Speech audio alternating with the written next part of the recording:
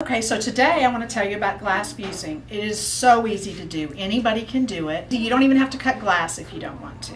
Well, basically you're going to start with a piece of glass. You're going to glue other pieces on, make a design, and then we're going to put it in our kiln and melt it. So starting with your base, we have different sizes of both squares and circles, starting at 6 inches, 8 inches, 10 inches. They go all the way up to 12 inches square. You start with a base, and like I said before, you're going to glue pieces on to make your design. Glass comes in many different forms. We have chips, which are just little squares of glass. We have marbles, which are fun to make big dots or suns or all kinds of things you can do. We have strips here that you can cut into any kind of length you like. And we have tons of scrap because we don't throw any glass away. It's all usable. So we have lots of different scrap pieces. We have also other scrap pieces here. And then my favorite, which is the frit. The frit is smaller pieces that are broken up. We have a couple of sizes. We have our medium frit, which is like this. Let me show you a little bit on my hand how much it's broken up. You can see that. All right, that's the medium. Now we have coarse, which is bigger pieces. Let me show you what that size looks like. As you can see, the pieces are a little bit bigger.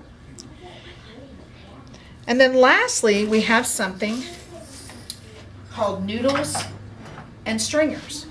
And they look like uncooked pasta. We have long strips of both. We have some smaller bits here that I can show you. Stringers look like spaghetti. Here is an example of a stringer, and it breaks just like pasta, just like uncooked spaghetti. Noodles are a little bit bigger, wider, flatter, more like a linguine, and again they break just like pasta. What I'd like to show you now are some examples of how the glass is used on some finished pieces. This bowl is a combination of a bunch of different things. You can see chips, you can see smaller pebbles, larger pebbles, our linguine or noodles, and here are spaghetti or stringers. Now, you may have a question, how do we keep the glass on the glass? Well, when we fire it in our kiln, that's what actually fuses it. But before we put it in the kiln, we do need the design to stay in place. And the way we do that, if you can believe it or not, is just plain old washable glue. Clear glue, blue school glue, any kind of washable glue works. It holds it there. It actually fires off in the kiln, so no worry about glue residue.